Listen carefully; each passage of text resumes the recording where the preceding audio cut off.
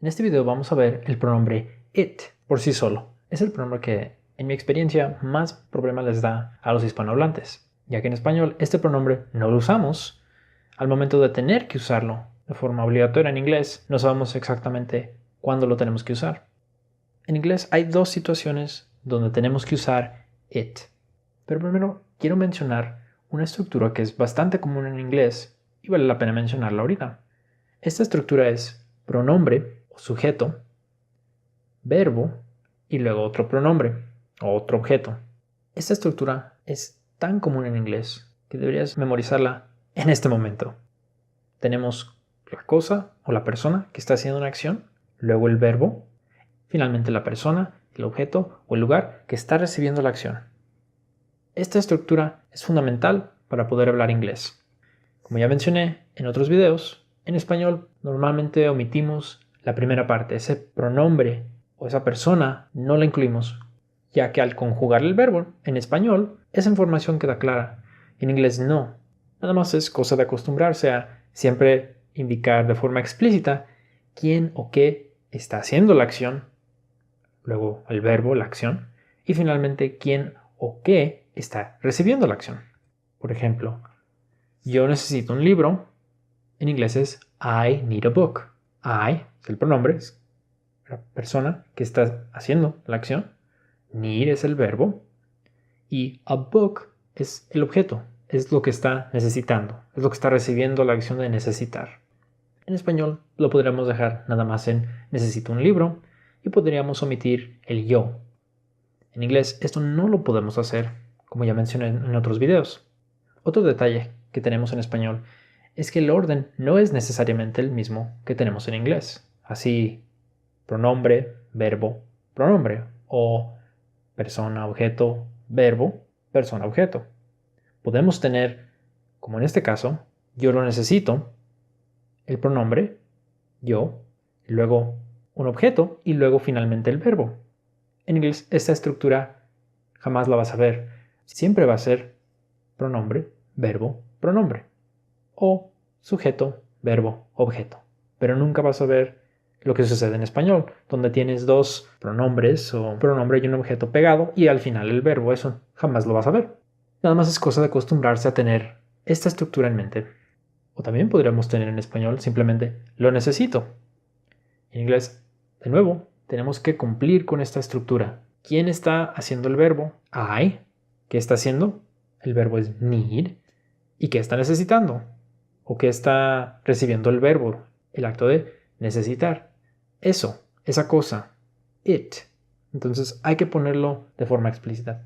Todos esos elementos, el pronombre o el sujeto, hay que ponerlo explícito.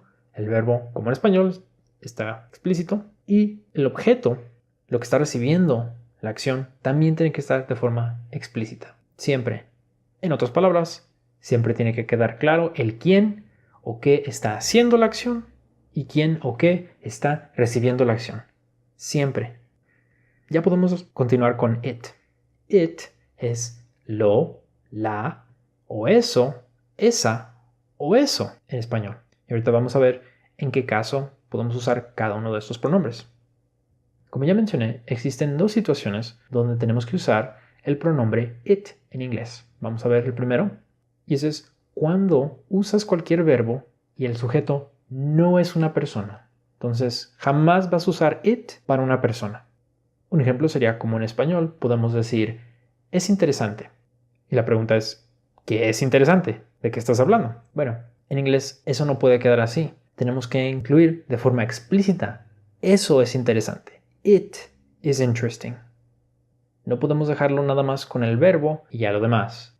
Tiene que estar de forma explícita el sujeto. ¿De qué estamos hablando? En este segundo ejemplo tenemos es mi carro. ¿Qué es tu carro? Pues ese es mi carro. Ese tiene que quedar de forma explícita en inglés. Tienes que decirlo y escribirlo siempre. No lo puedes omitir, como en español. It is my car. Tenemos otro ejemplo. Es un día bonito. ¿Qué es un día bonito? Pues hoy es un día bonito. Este es un día bonito. Tienes que ponerlo. It is a nice day. Jamás dirías is a nice day. Falta el pronombre de qué estás hablando. Pues hoy. Esto es un día bonito. It's a nice day. It is a nice day. Y el segundo caso, cuando dices lo o la en español y no te refieres a una persona. De nuevo, en ambos casos, it no se puede usar para las personas. Solamente lo usamos para cosas. Y aquí tenemos un ejemplo. Si queremos decir lo necesito, pues ¿qué necesitas? Lo que realmente estás diciendo es yo necesito eso. Si lo tratáramos de decir utilizando esa estructura que ya mencioné de pronombre, verbo, pronombre. O cosa, verbo, cosa. Si quieres pensar la fórmula de esa forma.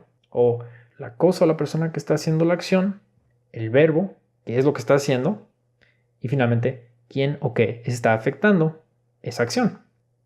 En español podemos tener lo necesito, pero tenemos que acomodarlo en inglés para que tenga esa estructura a fuerzas. ¿Quién está necesitando? Pues yo.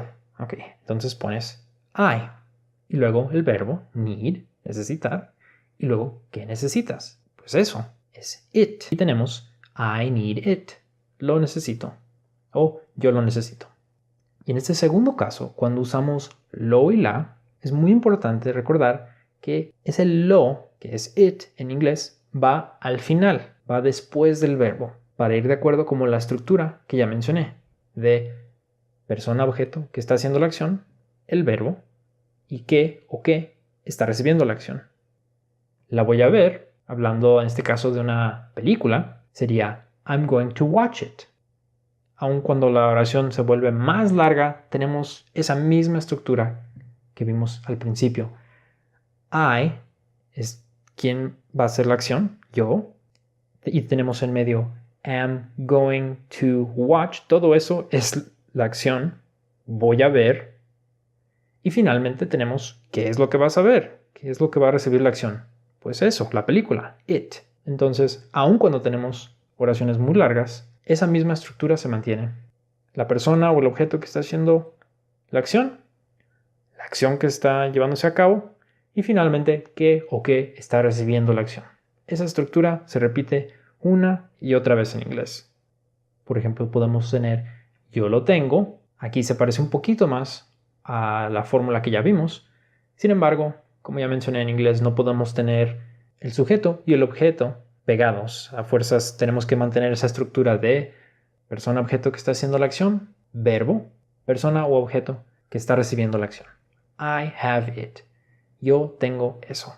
Y esos son los dos casos donde usamos it en inglés. Cuando usamos un verbo o cuando usaríamos un verbo en español sin un pronombre y no estamos hablando de una persona, o cuando decimos lo o la y tampoco nos estamos refiriendo a alguna persona.